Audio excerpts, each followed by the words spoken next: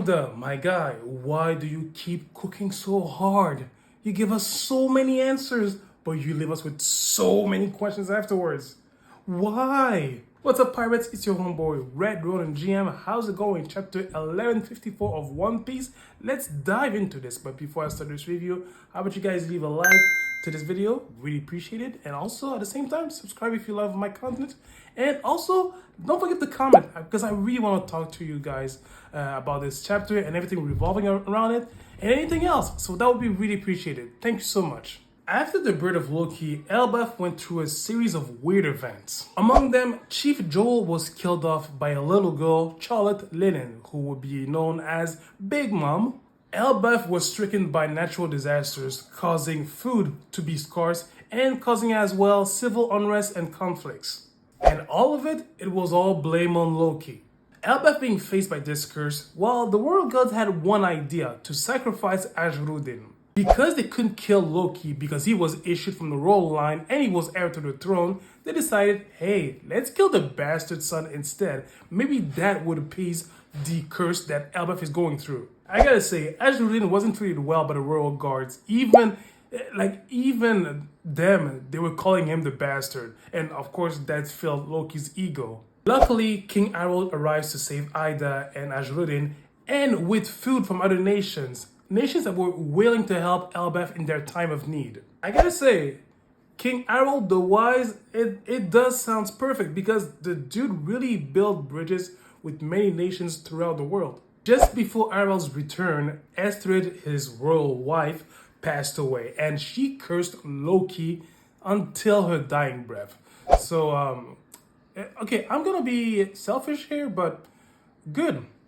She was a gold-digging lying bitch anyway. If you had given him some love, this whole thing would have never happened. Considering that Harold was busy building the shattered country of Elbaf, the care of Loki was taken care of by his maternal uncle, Estrid's older brother, and he wasn't treated any better. As much so, Loki caused his death. And to be honest, rightfully so. I mean, look, at that point, Loki lost any hope in love.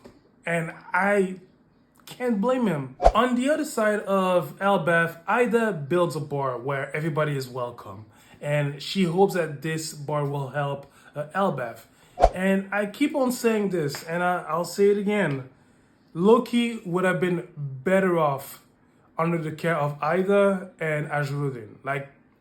You can see that Ida is a much more caring motherly figure than Estrid. I mean, that's not a hot take. Let's be honest. And if that had happened, man, Loki would have been such a great positive force for the world after the passing of Harold. Him and Ajrudin, these two could have really been brothers, but we know what happened. So there is a conversation between Harold and Jarul, and I gotta say, this one really blew my mind because it revealed the origin of the Galila company of shipwrights. You know those guys from Water 7? Their origin came from a group called the Galila Band, a group of 100 giant shipwrights who were known throughout the world. The way I see it, I believe that Iceberg knew about this myth and legend and decided to name his company based on the Galila Band, the legendary group of 100 shipwright giant group. But I'm wondering if he does know something about that. Maybe, it wouldn't be surprising if Iceberg knew some giants in this whole business of building ships. Jarrell mentions that there was an enemy of the giants back then, but all of it was sunk under the sea. So with that information alone, we are discovering that, again, the thing about the sea level being artificially risen by an ancient weapon. And we saw what caused that. We know that the world government has a weapon that is causing that. Could the Galila Band have been an ally of the original Joe Boy in the past? When Harold was out on his travels, Loki, in his absence, would raise hell throughout Elbaf and attacking whoever he wants with his animals and all that. Azrael stood up to him, but of course he was weaker than him, so he got beat up pretty easily. When I see this, I get a feeling that, Loki was jealous of Azrael because, yeah, Loki was bigger and more powerful, but he didn't have nobody. He had his dad, of course. He knew he had Azrael as his brother, but the thing is, he was never loved since birth, so he was mostly feared and all that. And he was untouchable, him being the heir to the throne. So I feel like he envied Azrael a lot because he had friends, he was cared for, he had a loving mother, he had a loving father. I mean, with Harold. So yeah, I think that the next scene when we see Loki plunging to the underworld and him crying, saying, "I can't even die," it really showcases that, what's the point? I have no friends. Why can't I die? I mean, I want to fill that hole that I had since I was a kid, but nothing works. So, and he can't even die to get out of this life. So I think at some point of course he didn't have any motherly love, which again, I believe that he would have been so much better with Ida raising him. But due to tradition, that didn't work.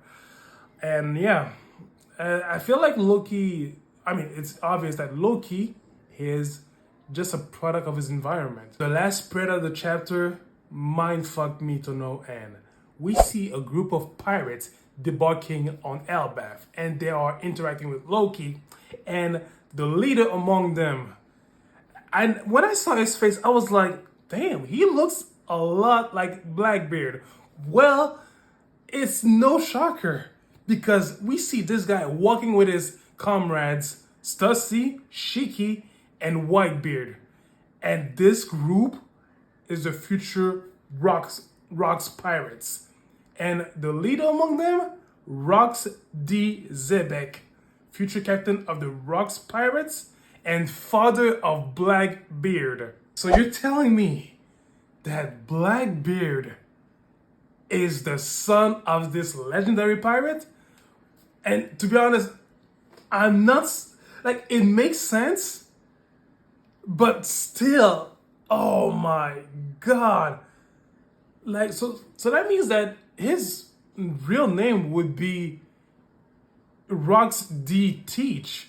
I'm guessing that he chose his mother's name, but yo, it makes sense at the same time because it's not surprising that Whitebeard took Blackbeard under his wing before his betrayal, but yo, oh my gosh, yo, that panel was beautiful first of all, but yo, I was shocked. This flashback is getting more and more interesting, and Xebec meeting Loki, yo, this is gonna be interesting. We know that Xebec really is gonna kick his ass, but other than that, man, yo, we're getting some of the juiciest information, and yet we are left with so many questions. Yo, Oda is a goat, man. Yo, can nobody take this title out of him? The dude is a genius. But anyways, this was the chapter. Really loved it. Tell me your thoughts about it. Again, don't forget to comment. Let's fill the comment section. Let's talk about this. And I'll see you guys next week. So in the meantime, take it easy, stay breezy, and I'll see you around. Bye.